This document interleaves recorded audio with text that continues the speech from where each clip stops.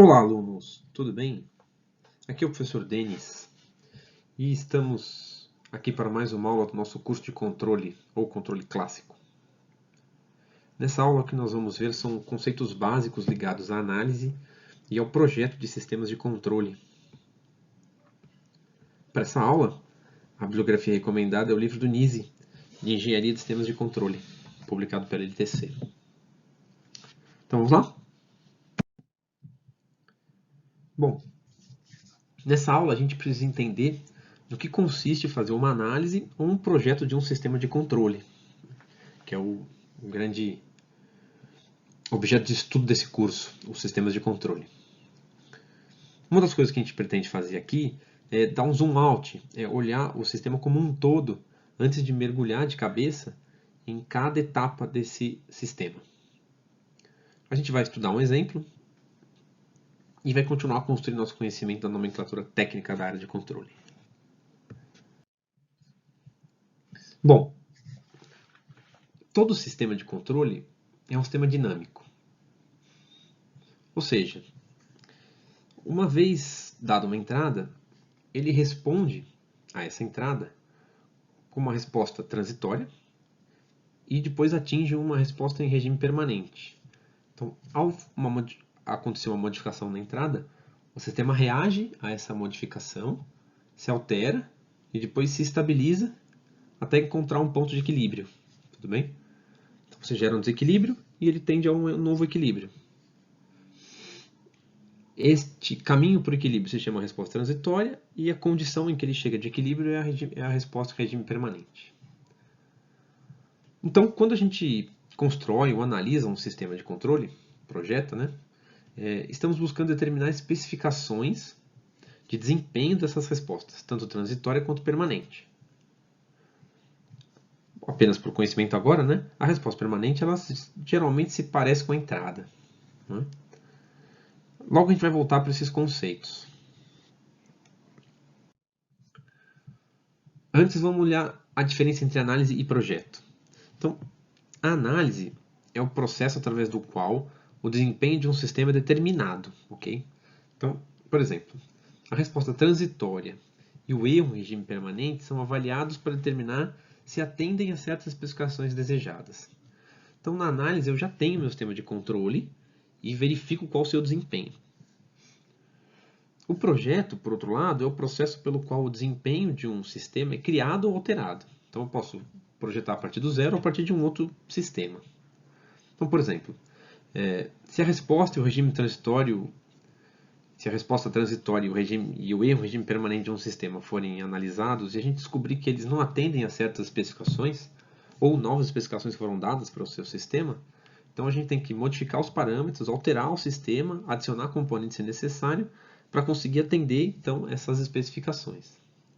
Então note que para o projeto tem uma etapa de análise, né? A análise faz parte do projeto, mas ela pode ser alguma coisa independente também. Porque não dá para ter projeto sem análise. E quais são os objetivos, né, de análise e projeto? Bom, os objetivos principais são produzir uma resposta transitória desejada. Então lembra-se que todo sistema de controle é um sistema dinâmico e responde de forma transitória no início da sua alteração de entrada. Então eu tenho que tentar produzir essa resposta transitória, tenho que ele responda de forma que eu controle isso, de uma forma desejada para mim. Que o erro, um regime permanente, o quanto ele fica fora da entrada, seja aceitável e que o sistema seja estável. Como a gente vai ver mais para frente, sistemas de controle, assim como todo sistema dinâmico, pode ser instável, o que nunca é desejado num sistema de controle. É claro que existem outros objetivos importantes também, não é? Eu tenho que fazer isso tudo, mas preciso minimizar o custo. Não adianta eu fazer isso tudo e ficar com preço fora de padrão. Eu preciso tentar minimizar a sensibilidade de desempenho a mudanças dos parâmetros, né? Tentar fazer com que o sistema seja o mais imune à variação dos parâmetros possível. Tudo bem? Bom, vamos tentar carregar um exemplo à medida que a gente for vendo esses conceitos. Vai deixar esse nosso estudo um pouco mais real, não é? A gente vai sair um pouco do campo da abstração. Seguindo a bibliografia, né, a gente vai usar de exemplo um elevador convencional. O elevador convencional tem como objetivo alterar sua posição entre diversos andares. Então, de certo modo, ele é um movimentador linear, certo? Ele se movimenta apenas em uma dimensão, mas nos dois sentidos. Então, para esses casos, o que é a resposta transitória? O que é a resposta transitória de um elevador? É a forma como o elevador acelera e desacelera e como ele mantém a sua velocidade entre os andares. Então, eu estou lá no térreo, entro no elevador e aperto quinto. O elevador vai me deslocar do térreo até o quinto. Ele vai fazer uma partida rápida ou vai fazer uma partida suave?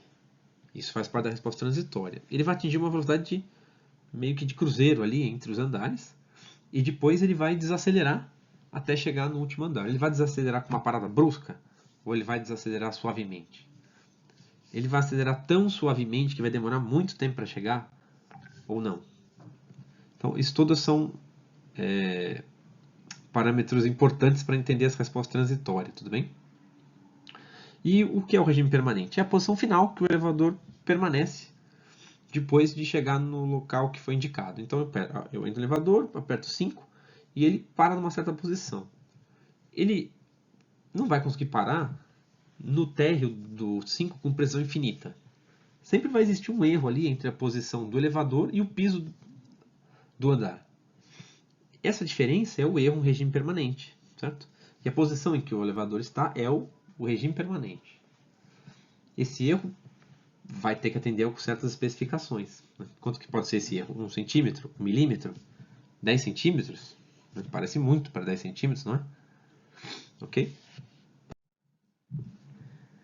Vamos olhar um gráfico disso tudo, né? Ele resume um monte de nomenclaturas interessantes para o nosso exemplo. Então, note. Nós temos um gráfico aqui de tempo em função da posição, ok? Está marcado aqui andares. Andar 1, andar 2, andar 3. Mas a posição é uma variável contínua. Então, o que de fato acontece é que o elevador se desloca continuamente, mas apenas para em posições ditas discretas. O comando é discreto, não é? Eu não posso pedir para ele parar no quarto andar e meio. Eu posso pedir para ele parar no quarto ou no quinto. Mas o elevador vai se movimentar numa variável contínua. No nosso exemplo, a entrada está aqui nessa linha em vermelho, tudo bem? Aqui, ó. É uma entrada em degrau. O que é isso? O elevador estava em repouso, entrou uma pessoa e solicitou que ele vá do andar que ele estava para 1, 2, 3, 4, 5 andares mais para frente. Então vamos supor que estava no quinto, no térreo, agora ele foi solicitado a ele que atinja o quinto. Então o elevador, de repente o nosso sistema de controle descobre, ó, você tem que ir para lá. E então o que acontece? Ele parte do repouso, acelera e a sua posição então vai crescendo e ele vai avançando dentro dos andares, avançando, avançando, avançando. E essa parte em que ele está andando entre um andar e outro, mas não chegou no seu final, é a nossa resposta transitória, tudo bem? Então, em azul aqui está a curva da posição do elevador em função do tempo. Após dado um tempo, e a gente vai ver como definir essa resposta transitória daqui a pouco, a gente assume que a resposta transitória acabou.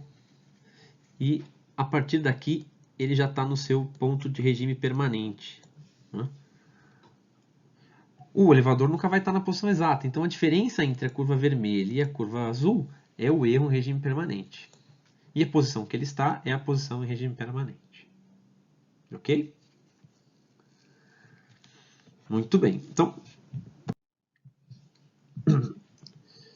uma coisa importante é que o sistema precisa ser estável para produzir essas duas respostas. Se o sistema for instável, eu não vou conseguir distinguir nenhuma delas e talvez nunca atinja uma resposta em regime permanente. Ok? Então, dado que o sistema é estável, a resposta transitória é importante porque ela afeta, por exemplo, a velocidade do sistema, o que influencia na paciência e no conforto dos seres humanos que estão lá. É claro, para não mencionar o esforço mecânico, certo? Então, se o sistema der uma partida muito lenta, muito suave, encontrar velocidades muito baixas e bem devagarzinho for avançando andar por andar, a paciência dos ocupantes vai se acabar e ninguém vai gostar de um elevador assim. Por outro lado, se ele acelerar com tudo numa partida instantânea, o conforto das pessoas vai ser afetado. Especialmente se ele frear com tudo e vai parecer que está numa montanha russa, certo? E se você fizer partidas bruscas, você vai danificar os seus sistemas mecânicos mais rapidamente, você vai fadigá-los mais rápido. Né?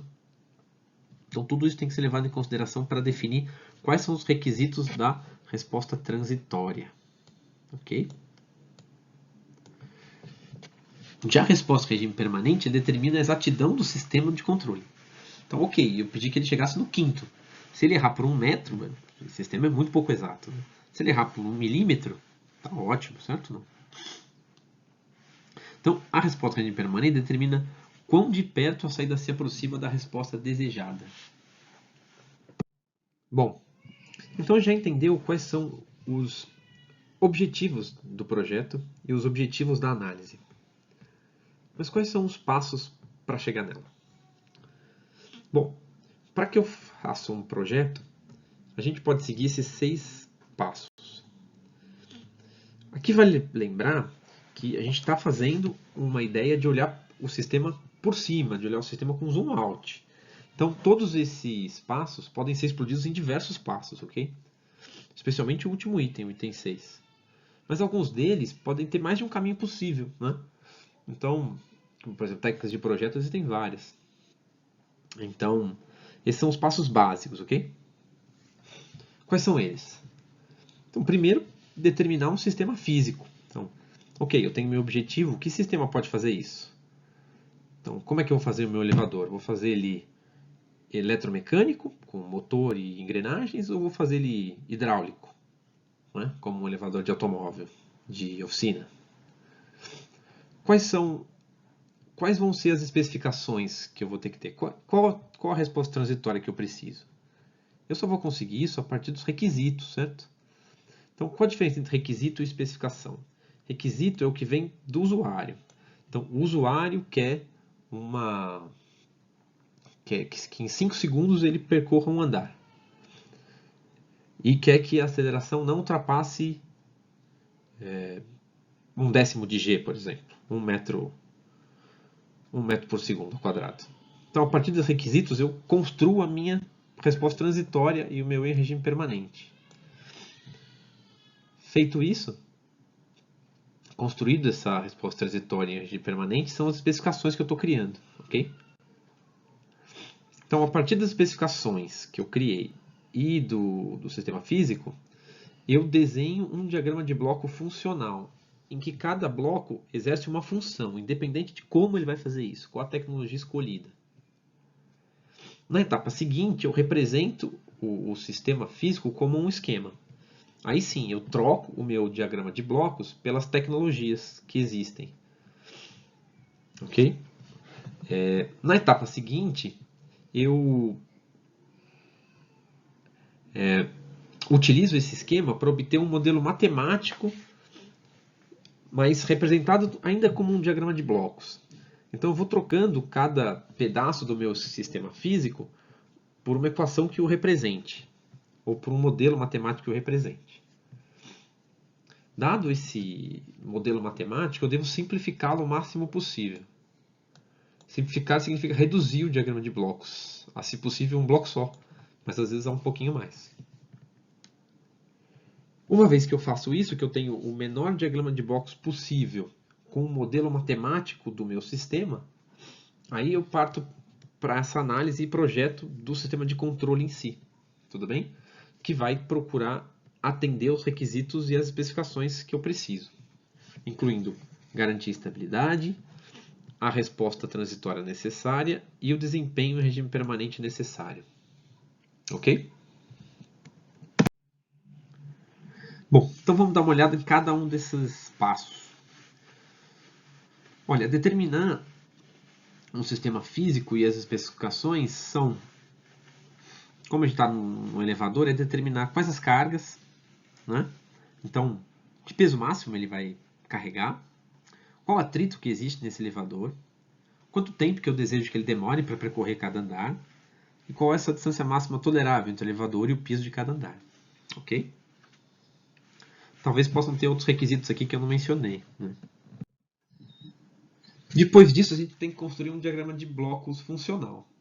Note que o diagrama de blocos que eu vou mostrar aqui pode não ser o único, ok? Você pode encontrar outras formas de resolver esse problema. Mas uma possível é essa daqui, ó. Com certeza a entrada não vai mudar. A entrada é um andar desejado, solicitado pelo usuário. A saída também não, é a posição do elevador, ok? Entre a entrada e a saída é que a gente tem que entender como tudo vai funcionar. Via de regra, o sistema pelo qual o usuário solicita é amigável ao usuário, não ao sistema de controle. Então a gente precisa de um transdutor de entrada que traduza um botão, uma tela touch, um comando de voz, seja lá o que for, para uma entrada de tensão ou para uma entrada de corrente ou algo assim. A minha sugestão aqui é que seja uma tensão proporcional à posição.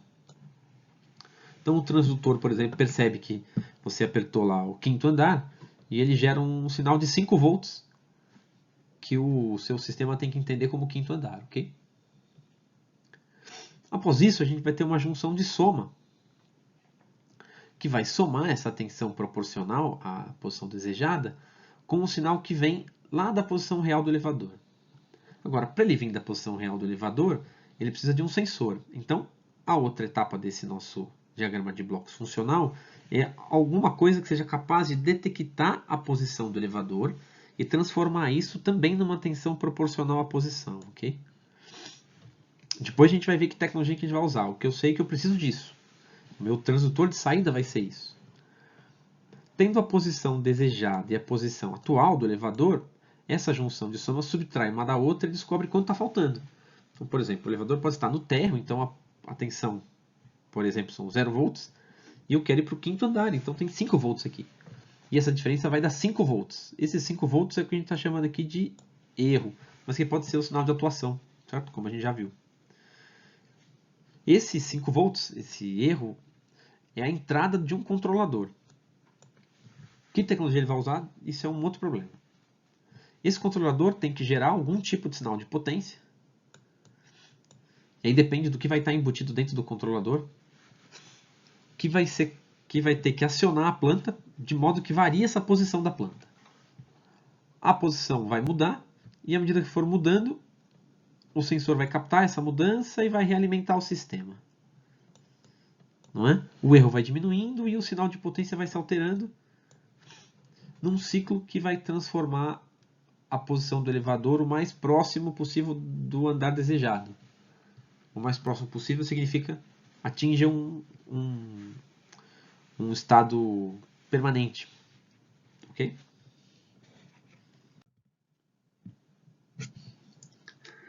Depois disso, eu preciso representar o sistema físico como um esquema.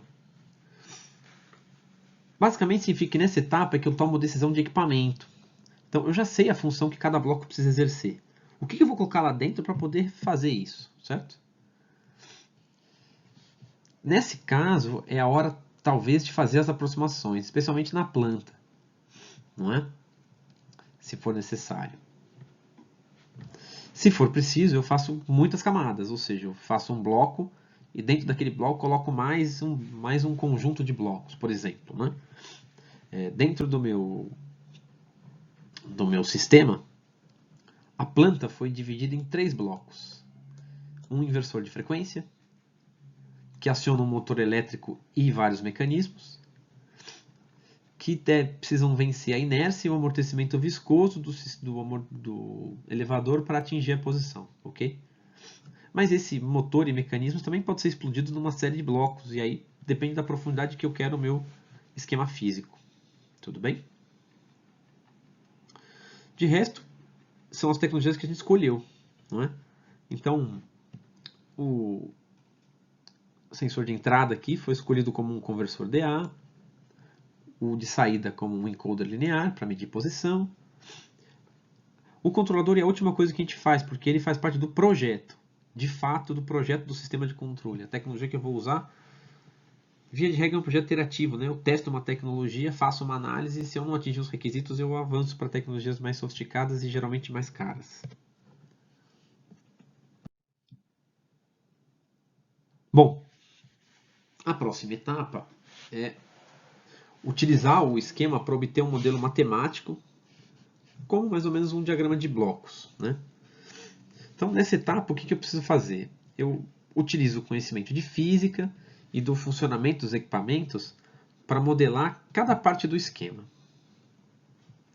Ok? Então, todo aquele meu esquema físico precisa sofrer alterações de modo que eu troque cada etapa por um modelo matemático. Esse modelo pode ter mais de uma representação. A gente está muito acostumado com um tipo, mas vários são possíveis. E ainda assim não invalida o fato de que eu estou trabalhando com um esquema físico. De um modo geral, os mais importantes são usar uma equação diferencial ordinária, então usar uma EDO, ou usar uma função de transferência, que usa a transformada de Laplace, ou ainda usar o que a gente chama de representação de espaço de estados, que no fundo é um sistema de EDOs de primeira ordem. Tudo bem? Bom, feito isso, agora eu reduzo o meu diagrama de blocos, porque já são equações, então agora eu tento mesclá-las. E aí então o que eu preciso fazer é a análise e o projeto do sistema para atender os requisitos e as especificações. Ok? Então aqui é preciso considerar que tipos de entrada vão existir. Então, entradas possíveis são impulso, degrau, rampa, parábola, senoide. Por exemplo, no elevador a entrada vai ser sempre um degrau, porque ele está sempre parado e é solicitado que ele mude para uma posição específica sempre. Mas outros sistemas podem ter os tipos de entrada. Sistemas biológicos, né? Controle de processos bioquímicos costumam usar entradas em rampa, por serem mais agradáveis lá para os micro-organismos e tudo mais. Bom, aqui vale um comentário, né? É possível dar um viés para o seu projeto de modo que ele tente ser o mais robusto possível. E essa palavra é tão comum que eu escolhi já trazê-la aqui. O que é um projeto robusto? Um projeto robusto é quando o sistema não é sensível às variações dos parâmetros, certo? A gente, como eu falei, né? À medida que a gente vai estudando o controle, a gente vai ganhando linguajar técnico e parando de usar os termos como um público leigo. Então, o robusto tem uma interpretação quando a gente vai falando de qualquer coisa. Mas, para sistemas de controle, ele tem uma interpretação única. O que é um sistema de controle robusto? É um sistema que não é sensível às variações do parâmetro, certo? Dos parâmetros. O que significa isso? Aquilo que a gente considera constante durante o projeto pode de fato não sê-lo. Não é? Então, ele pode ter erros em regime permanente e para a estabilidade que variam ao longo do tempo. Por exemplo, o atrito do sistema pode mudar, a temperatura pode fazer com que algumas peças fiquem maiores e menores, e isso muda os parâmetros de fato. E aquilo que o nosso modelo matemático considerava constante passa a não ser. E, infelizmente, né, a relação entre as variações dos parâmetros e os seus efeitos de desempenho não são lineares. Então, uma variação no atrito pode gerar uma variação quadrática no erro permanente, ou alguma coisa do tipo, ou exponencial, por exemplo. Né? Então, uma coisa que, se você quiser que seu projeto seja robusto do ponto de vista de controle, é fazer com que, mesmo variações nos parâmetros considerados constantes, gerem poucas variações na resposta transitória, na estabilidade e no erro regime permanente. Ok? Então, claro, no nosso exemplo, né, o atrito vai mudando, o motor vai se deteriorando com o tempo, e mesmo o sensor vai mudando suas características ao longo do tempo. É importante que o sistema de controle não se perca por qualquer pequena mudança nesses parâmetros. Bom, o que a gente tinha de teoria para a aula de hoje é essa, e aqui eu gostaria de deixar alguns exercícios.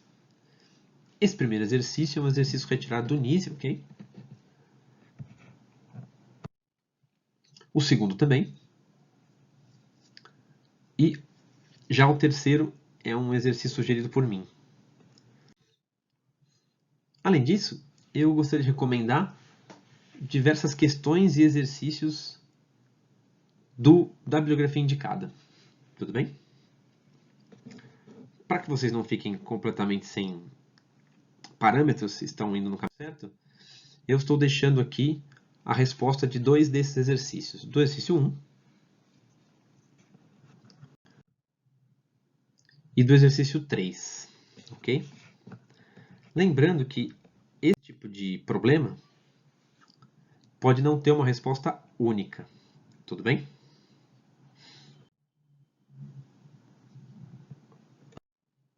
Então é isso, senhores. Espero que vocês tenham entendido a aula de hoje. Até mais e bons estudos.